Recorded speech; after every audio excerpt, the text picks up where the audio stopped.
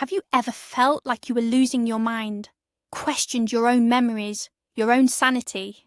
Tonight's story is about a woman who was pushed to that very edge. She lived in a world that seemed perfect on the outside, but was slowly becoming a nightmare within the walls of her own home. What she discovered in the dead of night was more terrifying than any memory loss. It was a betrayal so deep, it threatened to shatter her entire world. Stay with me as we uncover a story of manipulation, deception, and the chilling truth that a hidden camera can reveal. Emily and Liam seemed to have it all. A beautiful brownstone in Chicago's Lincoln Park, a bright and bubbly 2-year-old daughter named Ava, and a future that sparkled with promise. Liam was a rising star in his father's lucrative real estate development firm, handsome, charming, and outwardly devoted. Emily, a sharp paralegal before Ava's birth, had put her career on hold, embracing motherhood with all her heart. But over the last 6 months, a fog had descended upon her life. It started with small things like forgetting to buy milk or misremembering what Liam had asked her to make for dinner. Now the fog was growing thicker, darker, filled with terrifying lapses in memory and a creeping fear that something was terribly wrong with her mind. The sterile blue light of the digital clock on the nightstand read 3:17 a.m. Emily's eyes snapped open, her heart hammering against her ribs. It wasn't a noise that woke her, but a profound sense of emptiness in the bed beside her. Liam was gone.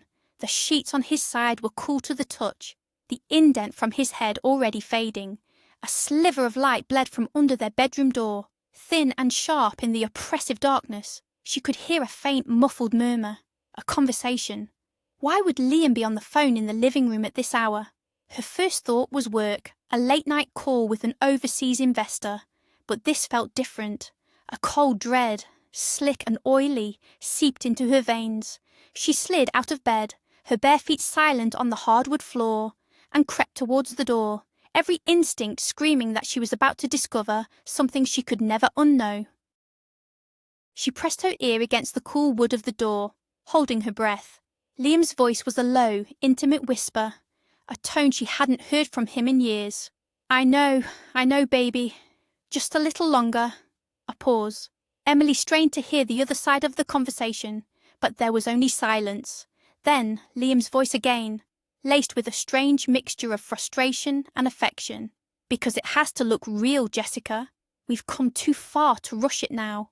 Her parents have to believe it. Jessica. The name hit Emily like a physical blow, knocking the air from her lungs. A woman's name. It wasn't a business call. The world tilted on its axis, the floor seeming to drop away beneath her. Her mind raced, trying to piece together the fragments of a puzzle she never even knew existed. A beautiful, loving husband. A happy family. It was all a lie. The whole thing was a fragile, glittering lie, and it was shattering right now, in the dead of night. You know the plan, Liam continued, his voice dropping even lower. The trust is ironclad. If she leaves me, or if I leave her, she gets primary custody and control until Ava is 18. But if she's unwell, if she's deemed an unfit mother, then everything goes to me as the sole guardian. Your idea was brilliant, babe. Absolutely brilliant. Unfit mother. The words echoed in the silent hallway, monstrous and suffocating. Emily felt a wave of nausea. All the recent incidents flashed through her mind. The dinner she prepared, roast chicken, when he'd sworn he asked for lamb chops, looking at her with such pity, the car keys she'd found in the refrigerator after searching for an hour, feeling a hot flush of shame as he found them for her, the time she'd nearly started a fire. She had been so sure she turned off the stove before they left for the park. So sure. But Liam had rushed back for his forgotten wallet and found the kitchen filled with smoke. He had held her, told her it was okay, that she was just exhausted. But his eyes, she remembered his eyes now. They weren't filled with concern. They were filled with something else. Triumph. His next words confirmed her darkest fears. The audio clip of the laugh was genius. You should have seen her face. She looked right at me, so scared, and asked if I heard it. I had to try so hard not to smile. I think that was the thing that really pushed her over the edge. She's already been looking up therapists online. Just a little more, and she'll walk right into that doctor's office herself. An official diagnosis in her medical records is our checkmate. The laugh. It had happened just last week. A woman's mocking laugh, seeming to come from nowhere. It had terrified her, made her skin crawl. Liam had just looked up from his iPad, feigning confusion. What laugh, Em? It's just the TV. He was gaslighting her. The term, which she'd only read about in articles, was now her reality. He wasn't just cheating. He was systematically, cruelly, trying to drive her insane.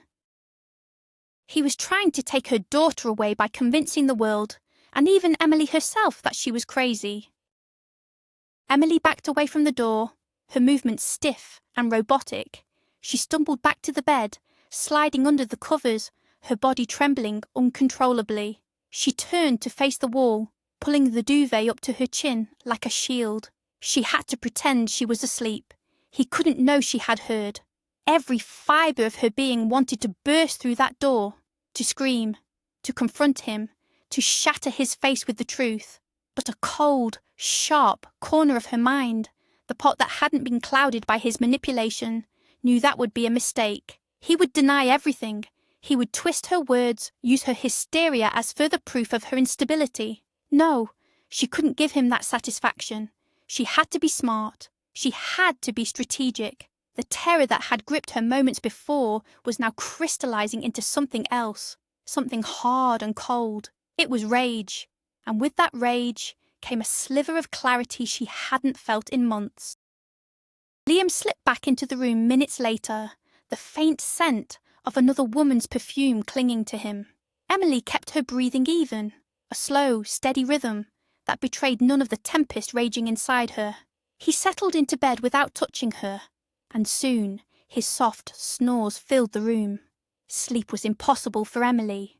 Her mind was a slideshow of horrors, replaying every strange incident from the past year through this new, terrifying lens. The important client meeting she'd forgotten to put on his calendar, causing him to miss it. The expensive watch he'd given her, which had vanished from her jewellery box, only to reappear in a coat pocket she never used. Each event had been a small cut, a tiny erosion of her confidence, making her doubt her own mind. He had been so patient, so understanding through it all. "It's okay, honey. Postpartum brain fog is real," he'd say, stroking her hair. The memory of his gentle touch now made her skin crawl. She thought about her sister, Chloe, her twin. Chloe had always been the more pragmatic one, the one with a healthy dose of skepticism. A few weeks ago, after Emily had broken down on the phone about losing her wallet for the third time that month, Chloe had sounded concerned. "Are you sure you're the one misplacing these things, Em? Liam seems a little too perfect in all this." Emily had defended him, angry at her sister for even suggesting such a thing. "He's been my rock, Chloe. You don't see how supportive he is." The memory brought a fresh wave of shame. Her sister had seen it. She had tried to warn her, but Emily, lost in the fog Liam had created, couldn't see the truth. She had to call her. As soon as the sun came up, she would call Chloe. She wasn't crazy, and she was going to prove it. The next morning felt like a performance. Emily moved through the kitchen, making pancakes for Ava, her hand steady despite the tremor she felt inside. Liam came in, kissing her on the cheek. "Morning, beautiful. You sleep okay?" The casual affection was obscene. She forced a tired smile. "Like a rock. I was so exhausted." She watched him as he played with Ava, lifting her into the air until she shrieked with delight. He looked like the perfect father, the perfect husband, a wolf in a cashmere sweater. How could she have been so blind? How could she have mistaken his manipulation for love, his cruelty for concern? The man she had married, the man she had built a life with, was a stranger. Worse, he was her enemy, an enemy living under her roof, sleeping in her bed, plotting to steal her child and her sanity. As soon as Liam left for work, a briefcase in one hand and a travel mug in the other, Emily grabbed her phone and fled to the bathroom, locking the door behind her. Her hands shook as she dialed Chloe's number. "Chloe," she whispered, her voice cracking. "I need you. Something's wrong. Something is really, really wrong." She poured out the whole story, the words tumbling over each other in a frantic rush. The late-night phone call, the name Jessica, the chilling talk of a plan and an unfit mother. Chloe listened in dead silence, not interrupting once. When Emily finally finished, breathless and sobbing, Chloe's voice was calm, but steel-edged. "Okay, Em, don't panic. He's not going to win. We're going to burn his whole world to the ground. But first, we need undeniable proof." Chloe's plan was simple and brilliant. "I just bought a new set of nanny cams for the baby's room. They're tiny, wireless, and stream directly to your phone. I'll drop them off this afternoon. Put one in the living room, one in the kitchen, and one in your bedroom. We need to catch him in the act. And Em," she added, her voice firm, "from now on, you are the sanest, most put-together woman in Chicago. You don't lose anything. You don't forget anything. You just smile and play along. Can you do that?" A surge of adrenaline shot through Emily. "Yes," she said, her voice stronger now. "Yes, I can do that." Hanging up the phone, she looked at her reflection in the mirror. The frightened, confused woman from yesterday was gone. In her place was someone else, someone with cold, clear eyes and a score to settle. That afternoon, Chloe arrived with a small, unassuming box. Inside were 3 cameras, no bigger than a quarter. They went through the apartment, strategically placing them. One was tucked into a bookshelf in the living room, nestled between a collection of art books. Another was hidden amongst the kitchen herbs on the windowsill. The last one, the most crucial, was placed on the high corner of the bedroom dresser, disguised as an air freshener. Chloe showed her how to access the live feed on her phone. "The audio is crystal clear," she said. "If he so much as breathes wrong, you'll have it." As Chloe was about to leave, she hugged Emily tightly. "You're not alone in this," she whispered. "Not for a second." For the first time in months, Emily felt a flicker of hope. The fog was finally starting to lift. The next 2 days were an exercise in supreme self-control. Emily played the part of the slightly scattered, loving wife to perfection. She misplaced her phone and let Liam find it for her under a sofa cushion, thanking him with a grateful smile. She acted completely normal, all while a secret part of her mind was watching, waiting, and recording everything. She checked the feeds on her phone obsessively whenever she was alone, her heart pounding with a mixture of fear and anticipation. Nothing happened. Liam was on his best behaviour, the charming husband, the doting father. Emily started to feel a sliver of doubt. What if she had imagined it? What if the stress really was getting to her? But then she remembered his voice, that cold, calculating tone in the middle of the night. No, she hadn't imagined it. He was just biding his time. The breakthrough came on the 3rd night. Liam came home late, claiming a dinner meeting had run over. Emily was already in bed, pretending to be asleep. Her phone clutched under the pillow, the live feed from the kitchen camera open on the screen. Around 2 a.m, she saw movement. Liam entered the kitchen. He wasn't getting a glass of water. He moved with a quiet purpose that made her blood run cold. He opened the refrigerator and took out a carton of milk. Then, he walked over to her designer leather purse hanging on the back of a chair. With deliberate slowness, he unzipped it and poured half the carton of milk inside, soaking her wallet, her phone, and everything else. He carefully placed the milk back in the fridge, wiped the counter, and walked out of the frame. Emily watched, frozen in horror and disgust. It was so petty, so vindictive. It was undeniable proof. She didn't sleep for the rest of the night. The following morning, she waited. Liam left for the gym early. When it was time to leave for a play date with Ava, she made a show of grabbing her purse. "Oh my God!" she shrieked, dropping the bag as sour milk dripped onto the floor. "What happened?" Liam rushed over, his face a perfect mask of concern. "What's wrong?" He looked inside the bag and his eyes widened. "Honey, did you put the milk carton in your purse by accident?" he asked, his voice dripping with faux sympathy. I don't remember, Emily stammered, playing her part. Oh, I think we really need to make that doctor's appointment today. He wrapped his arms around her, but his hug felt like a cage. She just nodded, her face buried in his shoulder, a cold, triumphant smile on her lips. She had him. Later that day, while Ava was napping, Emily sat with Chloe, re-watching the footage. Seeing it again, in the clear light of day, was nauseating.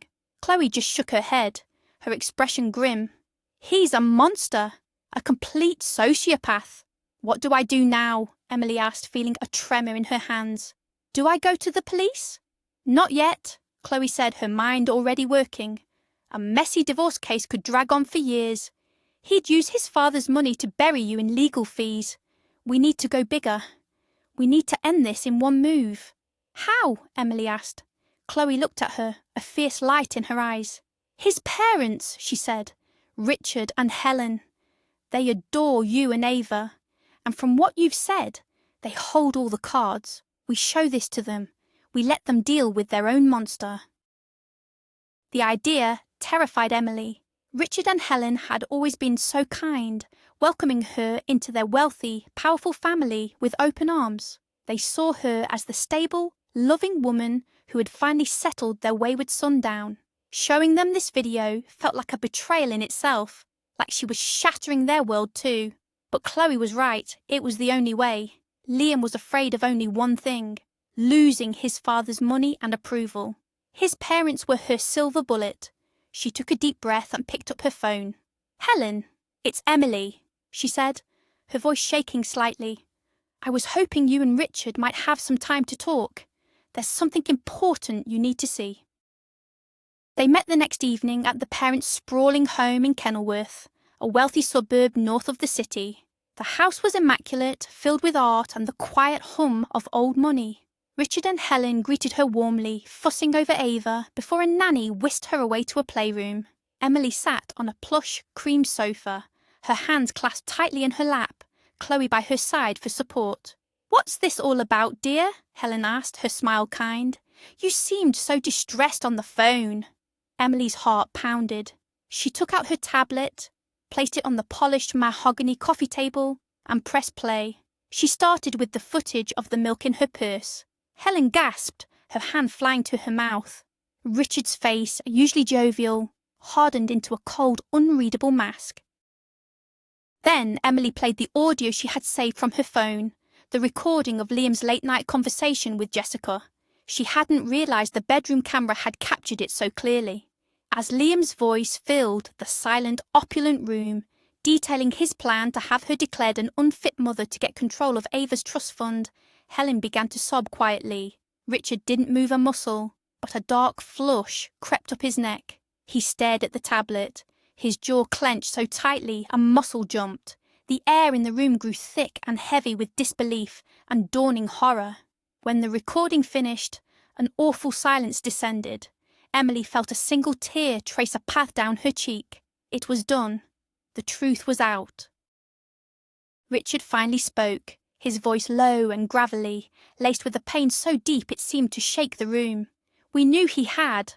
A reckless streak, he began, looking not at Emily, but at the empty fireplace. When he was younger, after we got the business off the ground, we weren't around enough. He fell in with a bad crowd, drinking, partying. We thought we had lost him. Helen nodded, wiping her eyes. We gave him an ultimatum. Clean up, or we cut him off. We paid for rehab, for therapy.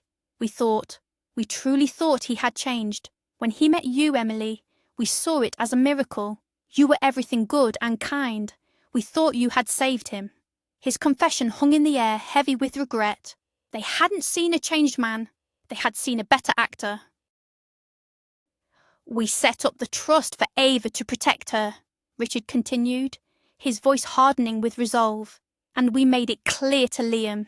If he ever hurt you or her, if he ever reverted to his old ways, he would be left with nothing. Absolutely nothing. He knew the terms. He finally looked at Emily, his eyes filled with a mixture of shame and fury. He wasn't trying to get the money from you, Emily. He was trying to get it from us by pretending to be a victim, a grieving husband stuck with a mentally ill wife. The full scope of the depravity was staggering. It wasn't just about the money. It was about the performance, about fooling his own parents into thinking he was a hero. "I am so sorry," Helen whispered, her voice choked with tears. "We are so sorry." Richard stood up, pacing the length of the expensive Persian rug. "This ends now. Tonight?"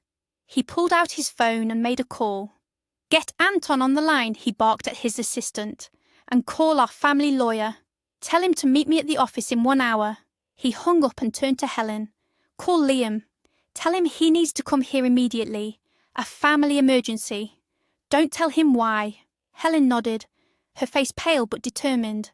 Richard then looked back at Emily, his expression softening. "You and Ava will not want for anything. You are family. He, however, he is no longer my son." The finality in his voice was absolute. The empire Liam had been counting on had just crumbled to dust, and he didn't even know it yet. Liam arrived 40 minutes later, breathless and full of feigned concern. "Mom, what's wrong? You sounded frantic." He walked into the living room and froze, his eyes widening as he saw Emily and Chloe sitting on the sofa across from his parents. A flicker of panic crossed his face before he smoothed it over with a charming smile. "Oh, hey, honey. What's going on? Is Ava okay?" His gaze darted between the stony faces in the room, the carefully constructed mask of the concerned husband beginning to crack. "Sit down, Liam," Richard said, his voice devoid of any warmth. Liam hesitated, then slowly sat in an armchair, the silence in the room pressing in on him. He knew he was caught. "We know about Jessica," Emily said, her voice clear and steady. "We know about the plan to have me declared unfit. We know about the milk in my purse. We know everything." She gestured to the tablet still sitting on the coffee table. Liam's face went white. He opened his mouth to speak, to deny, to lie. But Richard cut him off. "Don't," his father warned, his voice a low growl. "Do not insult our intelligence by lying. We have seen and heard it all." Liam looked from his father's furious face to his mother's tear-streaked one. The performance was over. There was no one left to fool. His whole demeanour changed, the charm vanishing to reveal something ugly and petulant beneath.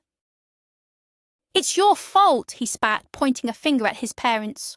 "All of you. You never let me live my own life, always controlling me with your money, with your expectations. I had to get married, had to have a kid. I was suffocating." Richard stood up, his towering frame casting a long shadow over his son. "We gave you every opportunity, every advantage. We asked for only one thing in return, that you be a decent human being. It seems that was too much to ask." He tossed a single key onto the coffee table. "That's for the studio apartment we own downtown. Your things from the house will be delivered there tomorrow. The car is a company lease. It will be picked up in the morning. Your name has been removed from the company and all family accounts. You're on your own." The finality was brutal. Liam stared at the key as if it were a snake. "You can't do this," he whispered, his voice trembling with rage and disbelief. "She's my wife. Ava is my daughter." "Not anymore," Helen said, her voice shaking but firm. "Emily will be filing for divorce. You will have supervised visitation with Ava, and that is all. You are not the man we raised. I don't even know who you are." Liam looked around the room from one implacable face to another. There was no sympathy, no escape. He had gambled everything on a single monstrous lie, and he had lost spectacularly. He snatched the key from the table and stormed out of the house, slamming the grand front door behind him. In the ringing silence he left behind, Emily finally let out a long, shuddering breath. It was over. She was free. 8 months later, the city was draped in the grey chill of November. A delivery driver on a bicycle, his face obscured by a hood and a face mask, navigated the slushy Chicago streets. He pulled up to a brightly lit children's play centre, the sound of laughter and music spilling out into the cold night. He unstrapped the insulated bag from his back and pulled out 3 large pizzas. It was Liam. His face was thinner, his eyes hollow. The designer clothes were gone, replaced by a thin, branded rain jacket. The arrogance had been scraped away, leaving behind a bitter, defeated man. He had tried to find other work, but his father's influence in the city was long. No one would hire him. This was all he could get. He pushed through the doors and was hit by a wave of warm air and cheerful noise. A banner on the wall read, "Happy 3rd birthday, Ava." Liam's heart gave a painful lurch. He had forgotten his own daughter's birthday. His eyes scanned the crowd of happy children and parents until he saw her. Ava was a princess in a frothy pink dress, her face lit up with pure joy, and standing beside her was Emily. She looked radiant, more beautiful than he had ever seen her. She was laughing, her head thrown back, a look of pure, unadulterated happiness on her face. A handsome, smiling man had his arm casually around her waist. She had moved on. She was thriving. Liam felt a hot, bitter sting of jealousy. He had wanted to destroy her, and instead, he had liberated her. By trying to take everything from her, he had lost everything himself. He saw her glance towards the door, and for a terrifying second, their eyes met. There was no hatred in her gaze, no anger. There was just a flicker of recognition, followed by pity. It was worse than any hatred could ever be. She didn't see him as a monster anymore. She saw him as nothing, a stranger delivering a pizza. He shoved the boxes at the front desk attendant, mumbled the order number, and fled back into the cold, unforgiving night. He had a schedule to keep, another delivery, another few dollars. This was his life now. This was the world he had built for himself. Emily watched him go, a ghost from a past life. The man beside her, Mark, squeezed her hand. "You okay?" he asked gently. She smiled, a real smile that reached her eyes. "I'm great," she said, and she meant it. The past year had been a trial by fire, but she had emerged stronger, wiser, and more sure of herself than ever before. She had gone back to work, aced her paralegal certification, and was now more successful than ever. She had her daughter, her sister, and the unwavering support of her former in-laws, who had become more like her own parents. She had found a new love with a kind man who valued her for who she was, not for what he could take from her. She looked at Ava, blowing out the candles on her cake, and felt a profound sense of peace. As the party wound down and she tucked a sleepy Ava into her car seat, Emily thought about the tiny cameras that had saved her. They had revealed the truth, not just about Liam, but about herself. She was not weak, she was not forgetful, she was not crazy. She was a survivor. She had faced the darkest kind of betrayal and had not only survived, but had built a brighter, happier life from the ashes. She started the car and drove away from the lights of the party, heading home, leaving the shadows of her past far behind her. The fog had lifted for good, and her future was clear, bright, and entirely her own. She had taken back her story, and this was just the beginning. In the end, the most elaborate lies are often shattered by the simplest truths. Emily's story is a terrifying reminder of how trust can be twisted into a weapon and how a home can become a prison. But it's also a story of incredible resilience. She found the strength to fight back, not with anger, but with intelligence and courage, reclaiming her life, her daughter, and her own mind. The man who tried to convince her she was worthless ended up with nothing, a prisoner of his own greed and deceit. Thank you for joining me for this incredible story tonight. If it moved you, please show your support by hitting that like button, subscribing for more true stories, and sharing your thoughts in the comments below. And I want to leave you with a question. Have you ever had to trust your gut feeling, even when everyone and everything was telling you that you were wrong?